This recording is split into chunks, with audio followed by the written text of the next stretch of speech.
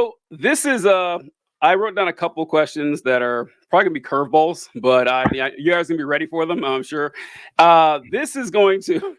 We talked about this both times that I spoke with you folks, but election's coming up. Donald Trump. I want to get out of the way. I just want to get it out of the way real quick. Yeah. I just want. I have to do it. I got to do it. But I don't know if I mentioned it to you guys that a lot of times you'll hear people that are amazed that. So I think when Trump ran in 2016, he got 81% of the white evangelical vote, and like but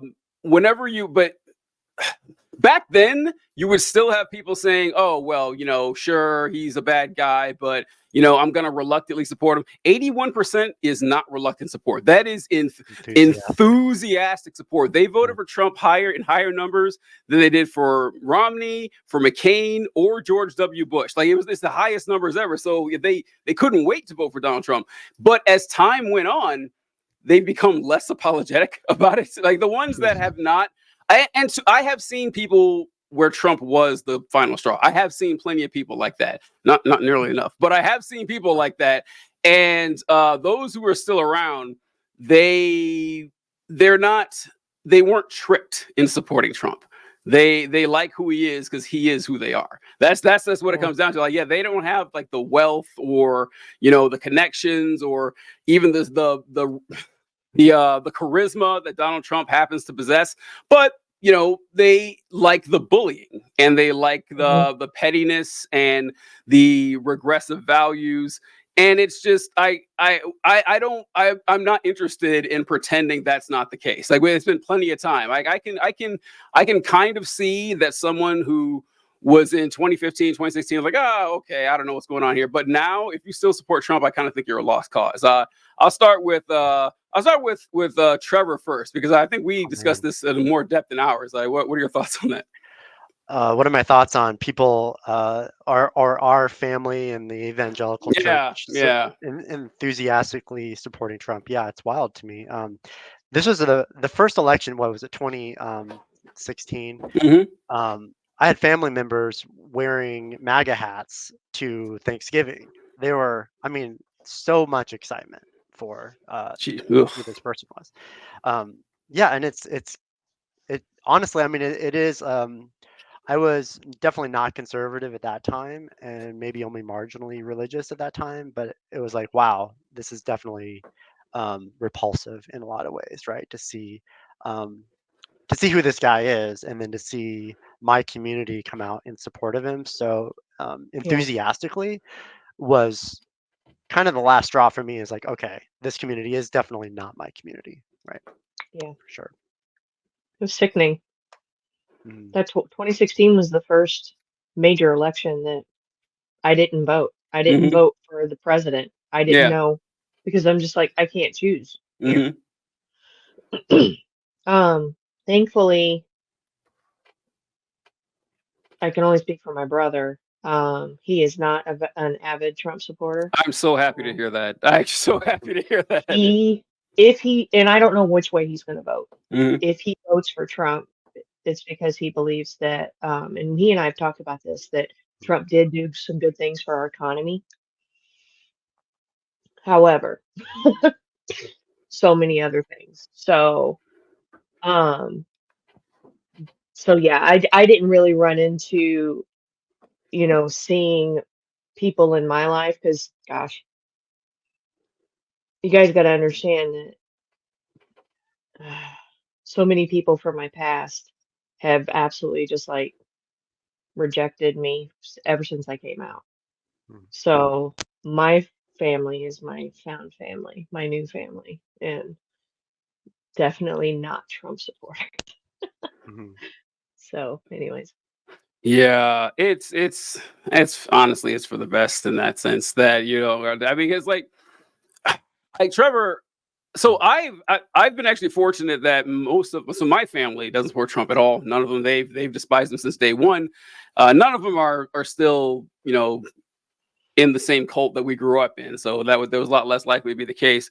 But I do have friends that I knew who did vote for Donald Trump, and the only ones that I had any patience for at all were the ones who shut the fuck up about it. Honestly, if you were out there and you were happy and like you were like you said, like with your brother, Heather, that if I try to think that if I were still conservative in 2016, even if I believed everything, like I backed all the policies that Trump backed, I would never publicly state that I voted for him. I would be so embarrassed and ashamed that I would never let anybody know. And like those people can get that, but the people are like, "Oh yeah, this is great. This is fantastic." And look, we were around. We remember when Bill Clinton's impeachment happened and how often they talked about, well, it's really important that sexual purity be represented in the highest office in the land. Turned out they didn't care about it whatsoever. They didn't care about any of it. And so, yeah, it's just I've been kind of fortunate that those people have kind of removed themselves in a lot of ways. And you don't really get to see that happening. But yeah, I don't know. I don't know how the election's going to go. Nobody does. But honestly, the fact that it's still an open question on whether Donald Trump could be reelected is a staggering indictment on this nation. Go ahead, Heather. Oh, did she freeze on us? Oh no! Oh no! Oh, go ahead. I think you're back, Heather. I think we're Sorry. There you go. Oh well, I keep speaking too soon. That down. There you go. Try it now. All right. Hello. You're good. Yeah, you're good. All right. Sorry about that. What were you saying? We've been having trouble with our internet here, so I don't know. No, I was just agreeing with you. It's scary. It's scary to think that we've come this close, and he's again one of the choices. What are you gonna say, Trevor? No, I wasn't gonna say anything in particular other than just Heather, with you saying that. I really hope that it's over after this election. I know. I'm so ready to move on. I know. He's also just so old. He's struggling so hard to keep up, and just like let's just move on. He's looked really bad the last week or so. I mean, which is saying a lot for Donald Trump or whatever. But all right, so first question I wanted to ask, and we'll start with Heather here. Looking back on our experience, it's really easy to focus on the negatives because, brother, there were a ton of them. But what I like to think of the positive ones too. That like the lessons you learned or the skills you acquired that you may or may not have over time that's happened. And I mean, I try to think of like the positive characteristics. Like I know that there's like this toxic relationship between your identity as a worker and trying to appease your boss and like the supplication that's involved there. There's a lot of bad elements to that, but that along with my family experience, it did teach the value of hard work and saying that take pride in yourself, always try to be the best worker in the group. And once again, I know it's kind of flawed because this is the problem with a lot of conservative advice, that they'll say, well, listen, if you want to succeed in life, here's what you have to do. You need to be the best person there. You need to work as hard as you can. You need to show up on time, early if you have to. And then when people see how competent and how dedicated you are, you're going to be rewarded. The problem is that if everybody does that, it still only works for one person, right? It can't work for everybody. Like eventually, you're going to have one position available, 10 people try out for it. If all 10 of them are all-star employees, doesn't matter. There's not 10 extra positions for you. So you can't make all these solutions can't be so individualistic because it ignores the externalities and the factors involved with actually solving the problem. But it's still a good value to try to be a decent employee or worker or comrade or anything like that. But any good ones that you picked up along the way, Heather, that you can think back of from your Maranatha days? So I can't associate any good thing with Maranatha. Sorry. I was there, Heather. What about us? Let's associate us. I'm sorry. I'm so sorry. Except for Trevor. Trevor was amazing. I remember physics class. I loved our physics class. I was just about to say that. We were the whole time. He and I were so competitive. I loved that. I absolutely loved that. I carried that, so I became a teacher. And I taught physics and chemistry. And you remember how I struggled in chemistry quite a bit? A bit, yeah. I mean, not so much. I really love physics, but yeah. Yeah. Yeah. So I would always refer back to, especially to my physics students. I was just like, man, the guy that I graduated with, yes, there were only two of us.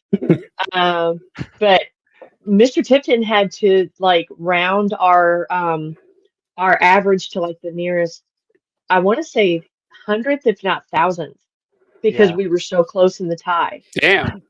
And those were fun times. Those were fun times. Yeah. Going back to what you were asking, guess what? When I think back on the good lessons that I've learned in life, I attribute them to my parents, Hmm. especially my mom. Um, and that is a good work ethic. You know, be you, be the best you that you can be. Um, of course,